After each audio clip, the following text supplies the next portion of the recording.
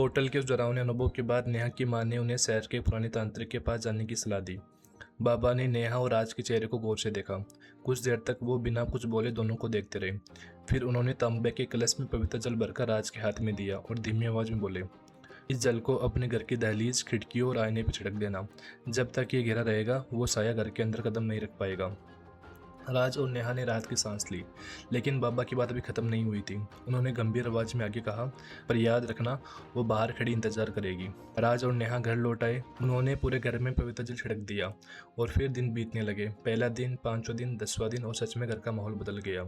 अब आईनों पर कोई अजीब निशान नहीं दिखते थे और नेहा का सिंदूर भी अपने आप नहीं मिटता था। कमरे की हवा ठंडी नहीं होती थी और रात में चीजें गिरने की आवाज बिल्कुल बंद हो चुकी थी। नेहा को लगने लगा कि शायद वो साया हार मान चुका है, लेकिन ये शांति तबाही से पहले की खामोशी थी। घर के अंदर सब ठीक था, लेकिन घर के बाहर कुछ और ही हो रहा था। हर सुबह मेन गेट के पास निशान मिलते थे, जैसे कोई पूरी रात वहीं टहलता हो।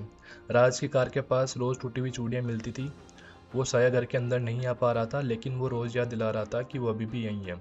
सबसे भयानक मोड़ तब आया जब राज और नेहा को एहसास हुआ कि उनके सपने एक हो चुके हैं। आधी रात को दोनों एक साथ उठे। दोनों पसीने से भीगे हुए थे और राज हाँफते हुए बोला कि मैंने उसे देखा।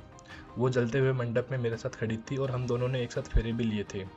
नेहा कांपती हुई आवाज में बोली, मैंने भी। दोनों ने एक ही समय पर एक ही सपना देखा। उसके बाद घबराकर दोनों बाबा के पास पहुंचे। बाबा कुछ देर तक चुप बैठे रहे, फिर धीरे से बोले, मैंने पहले ही कहा था ये जल घर को बचा सकता है, पर सपनों पर मेरा कोई जोर नहीं है।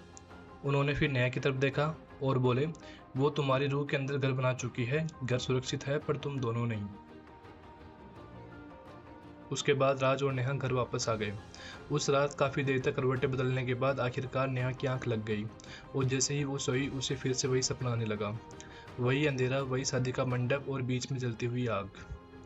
नेहा दूर खड़ी सब देख रही थी। उसके सामने राज किसी और लड़की के साथ फेरे ले रहा था।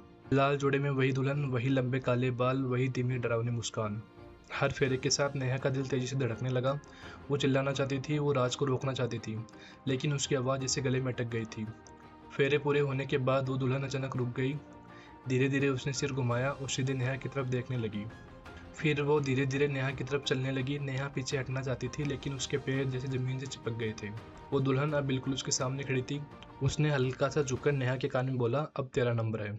इतना कहकर उसने नेहा के माथे की तरफ हाथ बढ़ाया, जैसे वो उसका सिंदूर मिटाना चाहती हो। उसी पल नेहा चीखते हुए नींद से जग गई। उसका शरीर पसीने से भिगा हुआ था। राज ने उसे संभाला, लेकिन नेहा के चेहरे पे साफ लिखा था, घर सुरक्षित था, पर नेहा की जिंदगी अब मीरा के निशाने पर थी।